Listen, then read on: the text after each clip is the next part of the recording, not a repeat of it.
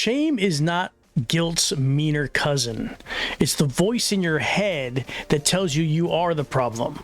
Not that you made a mistake, but that you are a mistake. And the worst part, most of us are carrying it, hiding it, and letting it control our lives in silence. What if shame isn't just something we feel, but something we learned? And what if we could unlearn it too?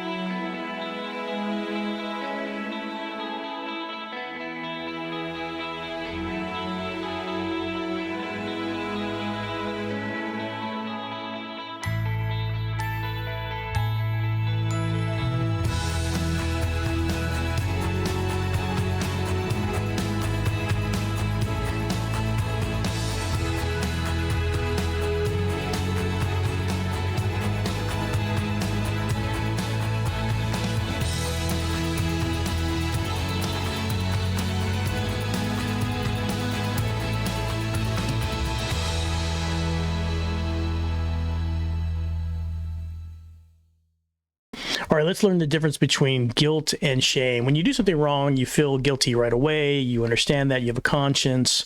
But shame is different. It says there's something wrong with me, and that's a little different. And let's try to figure out why those things happen. Why does our mind move from guilt into shame sometimes? Doesn't always happen, doesn't happen for everybody, but sometimes a lot of us move from guilt into shame. And here's why.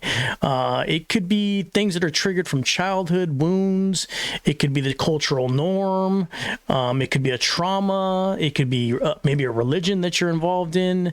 But we all carry that little bit of shame. We all have a little bit of that in the back of our mind sometimes. But oftentimes we just never talk about it. There were times in my life where I messed up really bad, not just once, but over and over and over again. And every time it wasn't just guilt that got me, it was the lingering sense that I wasn't worthy of love, of forgiveness, of even showing my face. And it didn't always come from what I did. Sometimes it came from what was done to me. Words spoken to me, words spoken over me, rejection, failure, silence when I needed comfort. That's what shame does. It rewrites your identity when no one is looking. Here's a couple ways that shame affects us. It isolates us. You may think, oh, people really don't want me around. If they only knew me, they'd leave. Stuff like that comes into your head. It feeds perfectionism. It feeds a type of people-pleasing, hiding. It blocks real connection, and you can't be loved if you're never truly seen. I don't want you guys to think I'm an expert. All these things I've read, looked over, I talk about with people. Something I'm going to do a lot of is referencing and recommending professionals like Brené Brown. Brené Brown, I've been listening to her a lot. She's an expert on shame. She did a TED Talk that's amazing on YouTube. Make sure that you follow Brené Brown on YouTube. She's an amazing expert when it comes to the effects of shame, and it'll blow your mind when you check out her stuff. She mentions stuff about the way men receive shame versus women, and you'd be surprised how men do receive or often feel shame.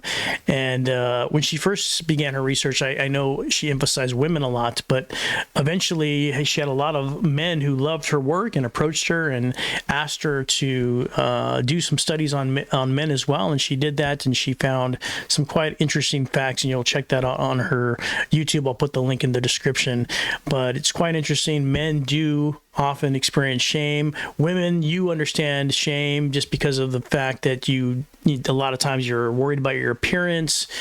Sometimes women deal with issues in their self-worth, a lot of things like that. I won't go into that. I'm not the woman channel, but look up Bren. She's amazing, and you'll get the gist of that. Some of the most freeing words I've ever heard came from the book of Romans. Now, chapter 5, verse 3 through 4, I've mentioned this verse before. It says, "We glory in our sufferings because suffering produces perseverance, perseverance, character, and character, hope." I hope you remember that from our other video. We talked about pain, and we mentioned that verse there. Now, hear me. Shame wants to stop the process. It keeps you stuck in suffering, but God wants you to walk through it. God doesn't shame us into change. He loves us into freedom. Now, how do we begin to start letting go of the shame? First, we name it, call it something, identify it. When the thoughts you're having are shame, speak it. Say, this is not guilt, this is not this is not that, this is actually shame, and this is a feeling, and it's a passing feeling, and it'll go away. Say it out loud to someone safe. If you have a therapist or someone you can trust, talk to them, a friend, a therapist, a pastor, a priest, somebody that you trust. Rewrite it. Write it down. Something about, like for me, writing things down, journalism.